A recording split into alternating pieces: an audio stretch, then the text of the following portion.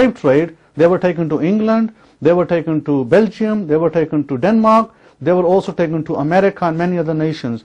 So the blacks that ended up in America today who call themselves American don't even realize that they were not originally American, they are originally African. So it would be proper to call them African Americans. African Americans have a true heritage with the Elohim of Israel. They indeed are the Hebrew Israelites of ancient times.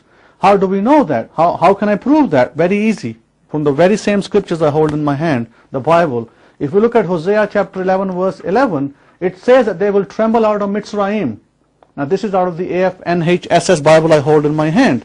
What does this Mitzrayim word mean? It means people of black skin. Mitzrayim is a Hebrew word used for Egypt, which means black face. It doesn't mean a white face, it doesn't mean an Asian looking face like mine, but it does mean a black face. However, we know that the common ancestors of many nations were the black people, Africans, the common ancestors. So if they're going to be trembling out of Mitzrayim and it says as a dove out of Assyria, shouldn't you be asking the question, where is Mitzrayim? Where is Assyria? Well, if you look here, Assyria is this part of the region where my stick is now, pointing to Iran, pointing to Iraq, pointing to Turkey, pointing to Arabia. These were the regions, and also going further east towards India, Pakistan. We have to understand that these were the regions that were occupied by the Assyrians, and they were ruling these regions. Well, if they are coming out of those regions alongside the west, and Mitzrayim, we know Mitzrayim is here. If we look at Egypt here, we know that it is directly not only west but south of Israel, southwest. We have Libya southwest, Algeria west. We have Mauritania. So we have Nigeria, we have Mali, we have Sudan. We have all these nations that are sitting west of Israel, and then the next nation that is west of Israel here is Spain. Spain, you know, that had a large number of Sephardic Jews. So they were also part of the Israelites. And the other parts of western lands, Brazil. Brazil has a large number of Hebrew Israelites. We have America. America has a large number, and even Canada has Hebrew Israelites. But these Canada and United States of America are the further western lands. Immediate west to Israel is Africa. So they were driven out, and we know from history that they ended up in African lands. From Africa we know that they migrated to India, and if we trace the common ancestors of the Indians in the past, you will find out that the common ancestors were black. The one common ancestor was black. And the other thing is, even in China, even as distant as China here in the east, the common ancestor to the Chinese, who today are yellow, was actually a black man. And I would suggest to you very strongly that the Hebrew Israelites were black. The customs today of the African nations, you will find, was very particularly linked to Hebrew Israelite customs. Now, this may come as a shock to many of you. This may come as a shock to many of you because you've been taught that, you know, the children of Israel are in England, and they are in Belgium and in Denmark, and they are the white folks or the Europeans. No, they are not. In fact, if you find the practices, one of the practices that the Hebrew Israelite customs has was a polygamy. That was a practice that you find predominantly in the east, Pakistan, India, Iran, and also in the west, meaning Algeria, Sudan, Nigeria. These practices still continue over there. Even though they have gone through many religions over here, Islam rules dominantly in many of these parts, and there's Christianity, but these people have never given up their culture.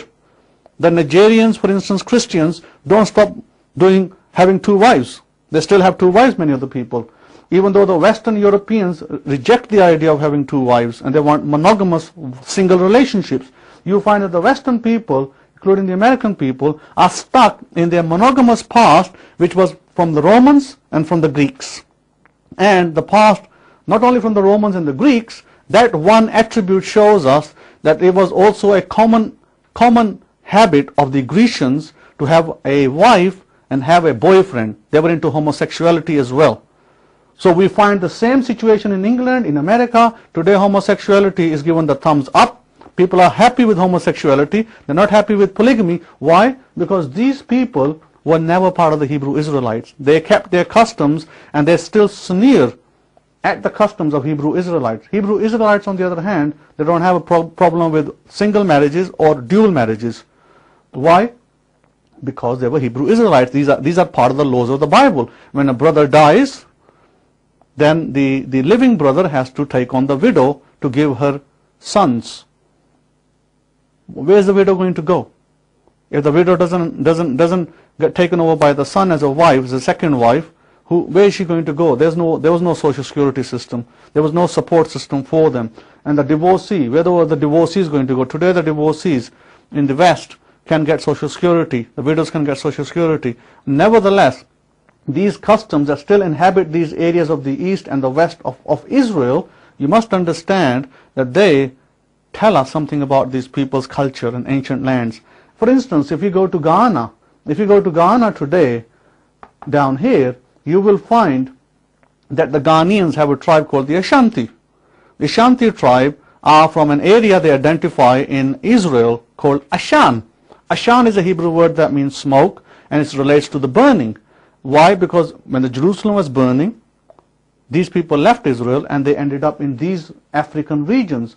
These Ashanti people, they identify their Almighty Creator as someone called Yeme, or they have the word spelled is N-N-Y-E-M-E, O-N-Y-E-M-E, on Yeme, but they don't pronounce the O and the N. So the Yeme, the word M, the letter M, is interchangeable in the ancient Ashanti language with W. There would be Yahweh.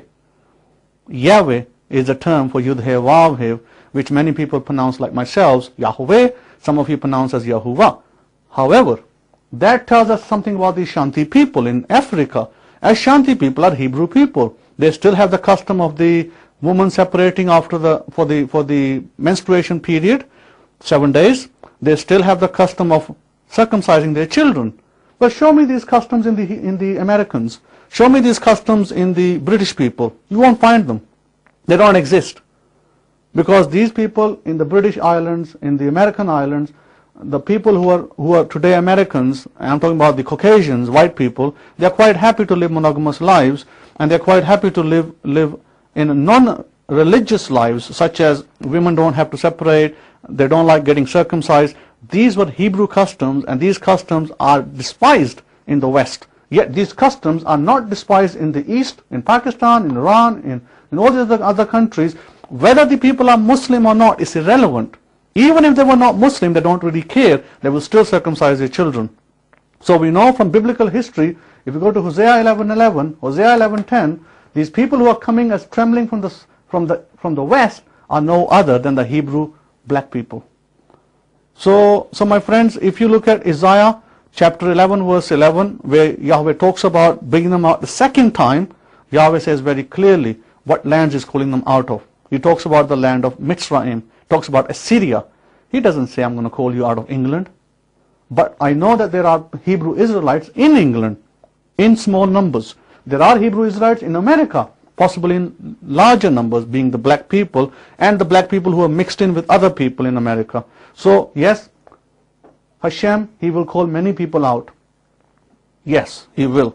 But the original Hebrew Israelites are black people. Yehoshua, our master, commanded us in Matthew chapter 15 verse 24, says, go and seek the lost sheep, the prostituting sheep of the house of Israel. If we are not doing that today, then our being in Christianity or whatever religion we want to call ourselves in is a waste of time. Our goal and our mission is to go and teach Torah and reconcile those people back to the Elohim of Israel here. And if you're just, all you're doing is reconciling the people back to your denomination and denominational agendas and views, and the 38,000 denominations that Christianity has, then I'm afraid you failed the mission. You cannot be called a disciple of Yehoshua, the Master. If you're a disciple of Yehoshua, the Master, you'll be teaching Torah to the people. You'll be reconciling the people back to Israel, both spiritually, and one day will come that they will be physically reunited back to Israel. Yahweh even said so far that He will raise up people even when they are dead in those lands and He will take them back. So my friends, I'd like to thank you. Your host, Rabbi Simon Altaf. If you wish to know more, I suggest you get the Hebraic Study Bible, Abrahamic Faith, Netzarim, Hebraic Study Scriptures. This will help you in your quest not only to teach and study Torah, but also to identify the real people. This is your call now, as it was one day from the Master, to go and reach out to the lost sheep of the house of Israel, who were not only prostituting back then, but many still are prostituting today, into false religions, paganism, and all sorts of wrong things. And when we get back to Torah and the Messiah, we reject all of that and we come back to the living Elohim, Yud He Vav He. Thank you for listening. Shalom, shalom.